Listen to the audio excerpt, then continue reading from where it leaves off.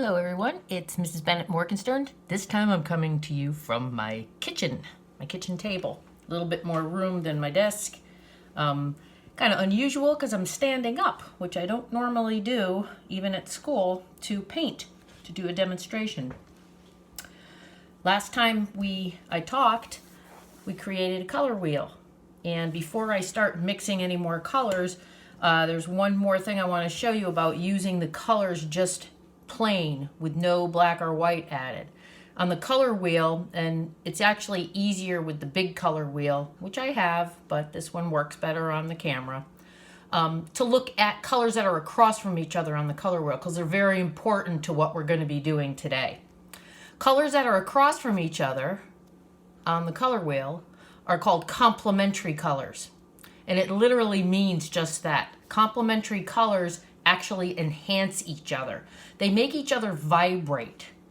And they are often used in advertising. They're used in sports teams' colors quite a bit because it actually leaves an after image on your brain and kind of makes you remember the color combination, and which in turn causes you to buy products. Before the invention of color television, a lot of sports teams didn't find it necessary to use bright combinations of colors like the complementary colors. But as color TV became more and more prominent and color print in magazines became more prominent, the newer teams started adopting the complementary color pairs. And I do suspect that a lot of that was for marketing purposes. Just if you think about how many teams use orange and blue, many. How many teams use yellow and violet? A lot. Not so much on the red and green because that's the lowest contrast of the two. They're very close in terms of how bright they are. So the after image, although strong, is not as intense as like definitely the yellow and the violet. So we call these complementary color pairs, and they are very, very important. That being said, I have my palette from last time, and I covered it over a week ago, and the paint is still fresh. There's not a lot of it, but you know, it's what we're going to have to work with today. I mentioned last week too, as well, that you can use all kinds of neat stuff around the house to mix paint in. This is a plastic egg container. I kind of like the plastic better than paper because the paper absorbs some of the water out of the paint. It tends to dry out faster. But these plastic ones are nifty because they have these, actually sometimes they have the tri-fold covers. And then you can just seal them up with a rubber band. So as I'm working through today, I actually might start mixing paint inside the egg carton. That way I can hang on to it, again, even longer. And just to be on the safe side, I still might cover it with some aluminum foil. If we were in the classroom, I would be asking you to use the aluminum foil over and over and over again, because it is a little pricey. All right, so I'm going to put that to the side. And again, we're using the hair brushes, camel or squirrel. And we have our palette. And I've got a little chart made here with some of the things I'm going to demonstrate today. Hopefully this will go a lot faster than the last one. Last video was pretty long, so I'm going to try to get through this a little bit faster. Complementary pairs I'm going to do first. And I did forget water. Handily right at the sink. And it's always important that you remember which is the water that you're drinking out of and which is the water that you're using to clean your brush off. I have a paper towel ready. And a pencil, in case I need it for something, but I've already made a little chart here with pencil, which is what you would have been doing in the classroom with this project. So I'm just going to paint the complementary color pairs first. I'm going to start with the red and green.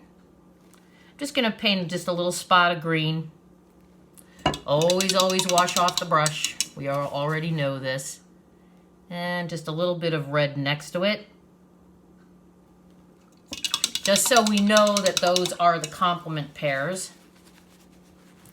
And this red-orange, I'm just going to change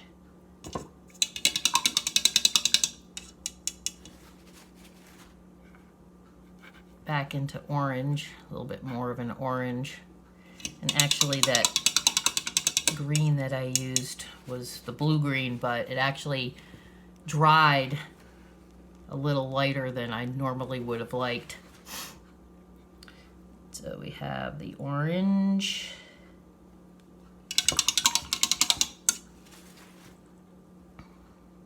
And the blue. Notice once again, I'm not using a lot of paint because I don't need to. My dogs are here wondering who I am talking to.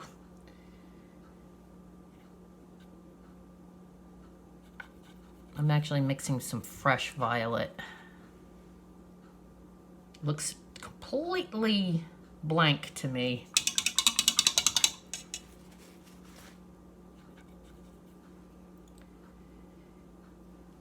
And I started with the secondary colors.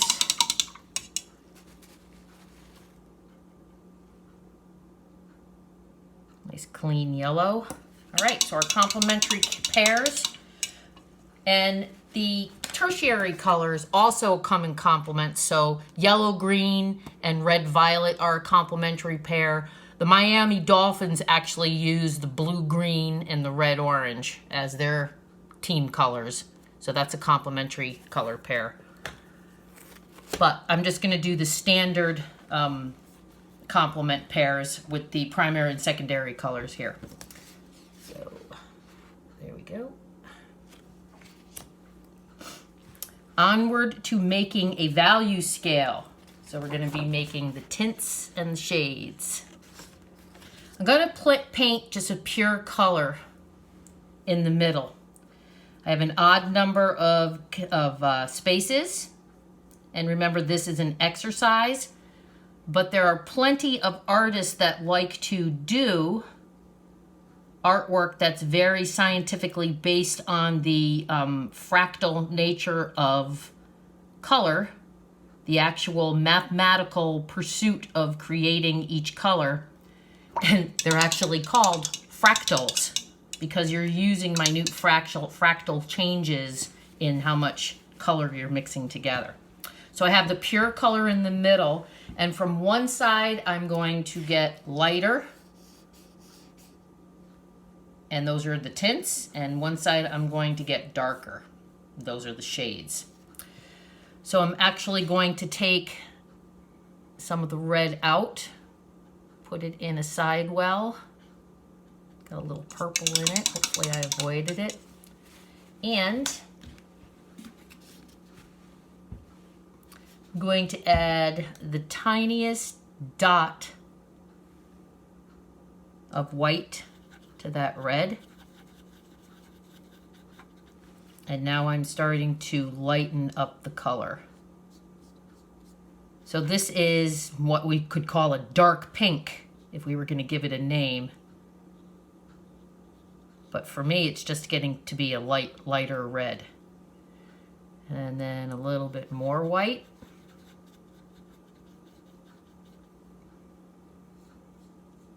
In the classroom, everybody would be having their own palette, creating their own colors, and each of you would actually, it really would all look different. For the purposes of a grade, I would have told you that as long as it's getting lighter and you're only using just white to add to the color, then it's right. It's just an exercise. So everybody's is going to come out a little bit different. So I really didn't have to clean off my brush very much. I just continuously added more and more of the dark. Now, in the case of doing the shades, since black and white, when they mix together, make grade, and that's a whole nother world of color, I'm going to take out some of the red. I'm actually gonna, must have been moving around a little bit when I was putting this in the other room to store it. Some of the purple pearl, the blue violet, poured in there. So I have some extra red now. And the black, the pigmentation in black tempera, black watercolor, black acrylic paint, anything black is extremely strong, so you don't even need as much black paint as you would any of the other colors. So I already have the red already put down pure. I'm just going to add the tiniest bit. I mean, you could probably not even see that on the tip of the brush. And I'm going to add it into the black. And it's already starting to turn it dark. Okay, that's a lot of color.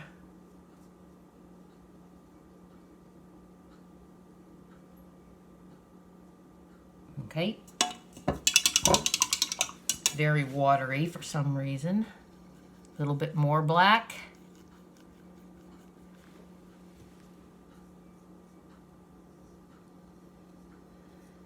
I probably added a little too much. It's a little too dark, too fast. But again, I want this to go a little bit faster than last time. And a little bit more. Now sometimes these look so dark when they're wet that you think they're black, but they're not. Once they dry, again, it's definitely going to look a little bit different.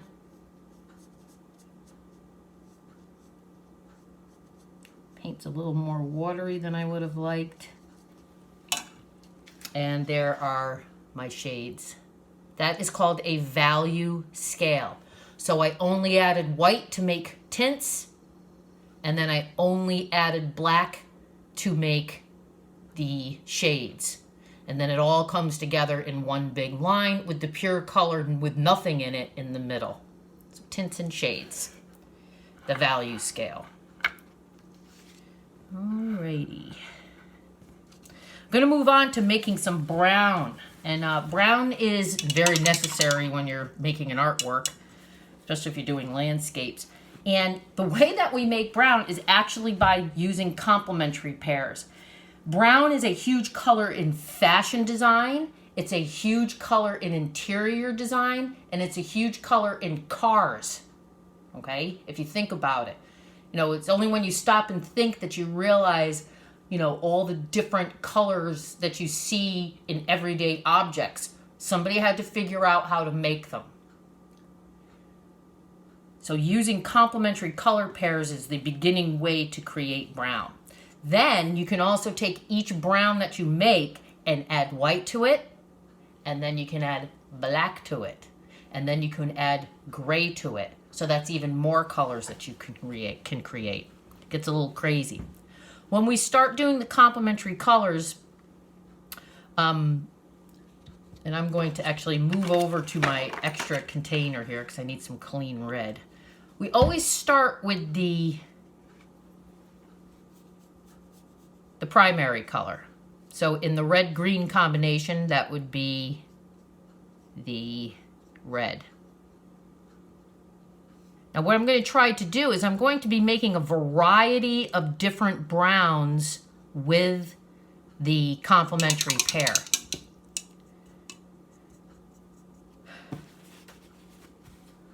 I'm going to take this red and move it. I want clean red and clean green. Take a little bit of green. Add it into the red. It's not changing it to brown yet, but it's definitely going to be getting there pretty quick. Now this looks not much different from adding black. You'll see it changing after a while. So there's the first one. Add a little bit more green.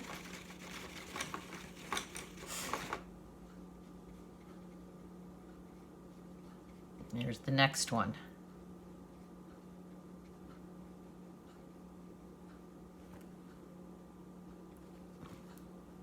A little bit more.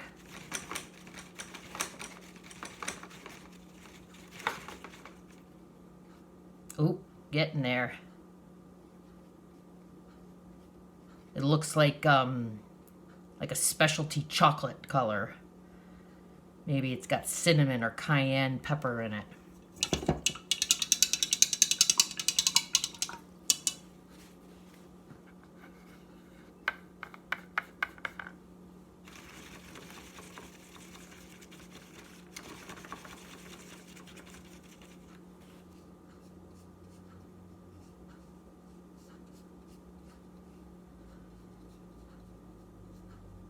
Okay, that doesn't look too much different. I actually have to make some more green.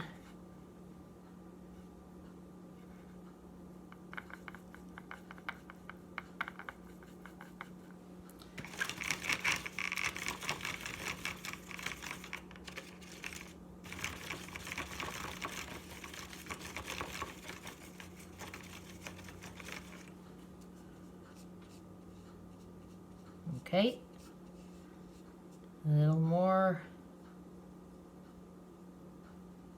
and I think just one more time.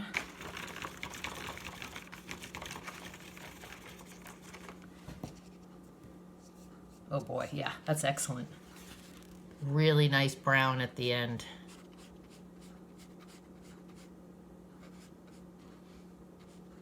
There is some browns. All these are still considered brown because they're mixed. All right. Now, get rid of that palette. Let's bring this one over because now in the next one, we're going to do a value scale of just gray. And I had said earlier in the first video, and many of you, who did the questions got this correct. You always, always, always, always add the darker color to the lighter color, especially when using black and white.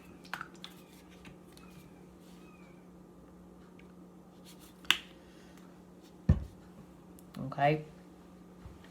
Because you don't want to waste the paint.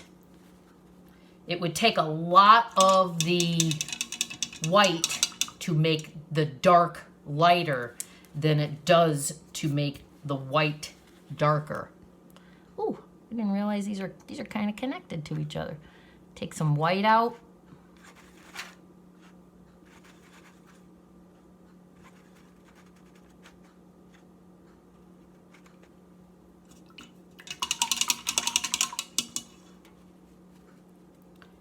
And I'm just gonna add the tiniest, oh, hopefully that's not too much.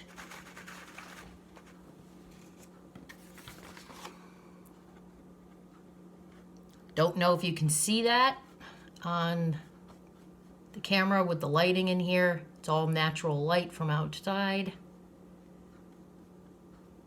So that first section is not the lightest gray I've ever seen, but definitely light gray.